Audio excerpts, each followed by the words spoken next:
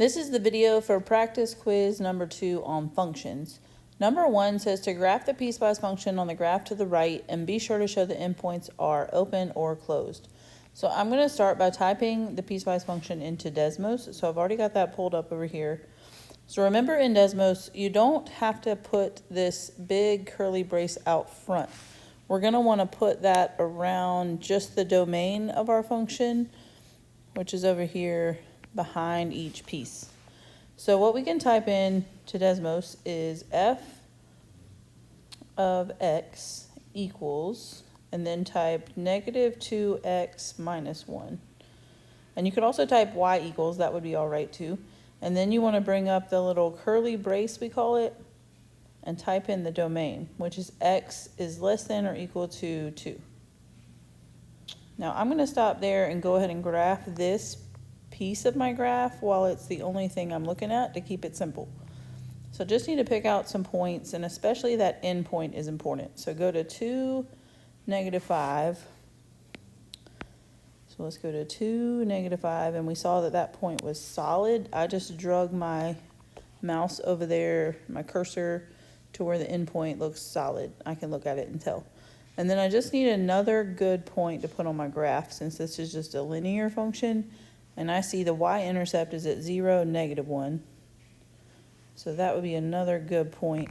And then you just want to draw the line going off to the left like it looks on Desmos. And I can see that it keeps going. Okay, so now let's type in the other piece. We have f of x or y equals, either way, negative x plus 4. Type in the little curly brace, and then the domain was x is greater than 2. Then if you drag your cursor over to the end, you can tell that it's open this time. And I can tell it's located at, looks like 2, 3 are the coordinates of that point. So I need to go to 2, 3 and put an open circle and then get another good point to graph. It looks like a good x-intercept right there at 4, 0. So I'm going to graph that point and then draw my line going off to the right forever, which is what it looks like on Desmos. All right, so that's it for number 1. It's just asking us to graph the piecewise function and just make sure that you indicate these endpoints are open or closed. Like make sure I'm able to tell which one you mean them to be. Okay, for number 2, it says evaluate f of 2 and f of 1 for the piecewise function in question number 1. So what we can do is we still have Desmos pulled up. We can type in what this means. So this means I want to find y when x equals 2, because that's what that's telling me, when the x equals 2. So in Desmos, type x equals 2, and it'll help you just click on the function where they're equal. So notice I need to click on or find the one that's closed, which is the 2, negative 5. You don't want to choose the 2, 3 because that was an open circle. So I want to say f of 2 equals negative 5. And then for 1, you can just type in x equals 1 and then click on, and I can turn that other one off so it's not showing up in my way. So I can tell that where x equals 1, y was equal to negative 3 in a very similar way to that first one. And that's it for number 2. For the rest of these, I don't need Desmos anymore, so I'm going to move that out of the way. Number 3 says, given f of x equals 3x minus 4 and g of x equals x squared minus 3x plus 7, find f of x plus g of x and g of x minus f of x. All right, so for the first one, we're just going to add them together. So I need to take 3x minus 4 and add that to x squared minus 3x plus 7. And then just combine like terms. So let's see, we've got x squared has the highest exponent, and that's the only one that has an x squared. So let's bring that over.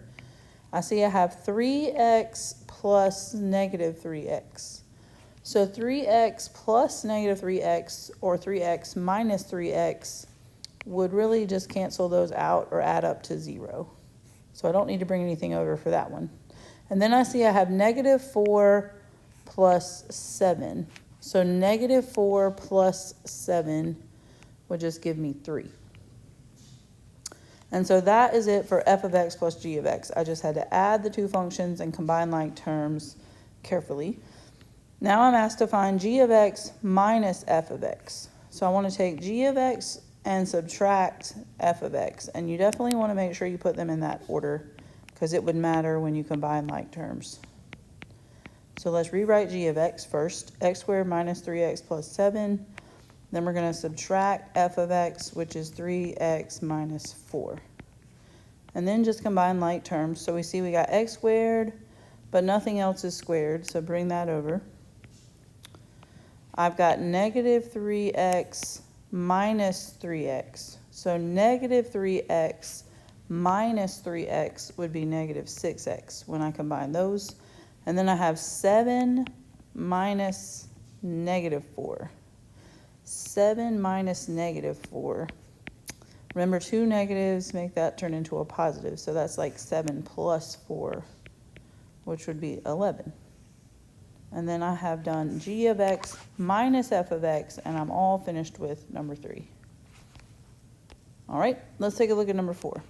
Given f of x equals 3x minus 4 and g of x equals x squared minus 3x plus 7 still, I'm asked to find f of 2. So f of 2 means to plug in x equals 2. So you just got to go to f of x and plug in x equals 2. So that would be 3 times 2 minus 4, which is 6 minus 4, which is just equal to 2. And that's it for f of 2. So in a similar way, I'm going to now do f of 1. So I'm going to plug in x equals 1 for f. But then I'm also going to plug in x equals 2 for h.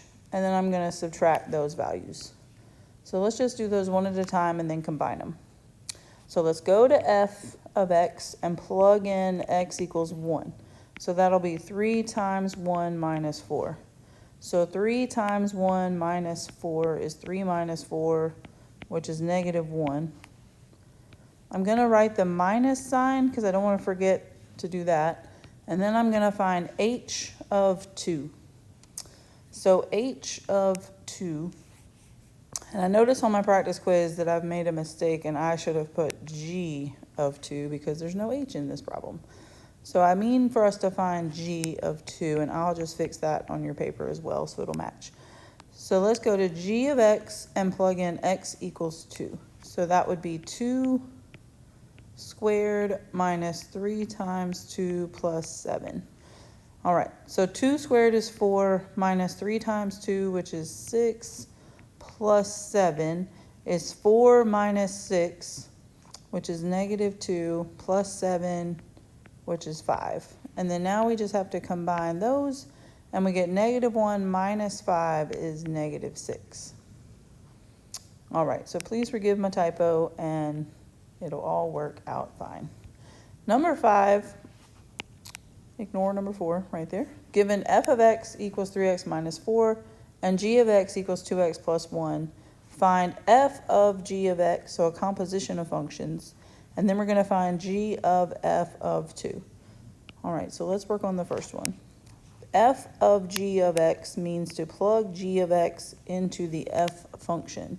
So I'm going to take all of this and plug it in right there for f of x where the x is. So 3, and now in place of x, I'm going to put 2x plus 1.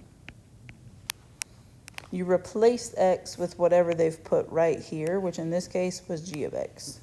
Then we just have to clean that up. So let's distribute the 3, and we get 6x plus 3 minus 4, which will just be 6x minus 1. And then last but not least, they've asked us to find g of f of 2. So I like to start right here first, and then we're going to plug that into the g function. So f of 2 is when we go to the f of x function and we plug in x equals 2. So that would be 3 times 2 minus 4, which is 6 minus 4, which is just equal to 2. So since f of 2 is equal to 2, I can really say that this is like finding g of 2 now.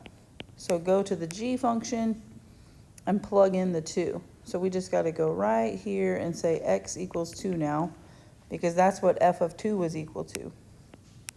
So we just got to finish this up by saying 2 times 2 plus 1, which is 4 plus 1, which gives us 5. All right, so that is it for practice quiz number 2.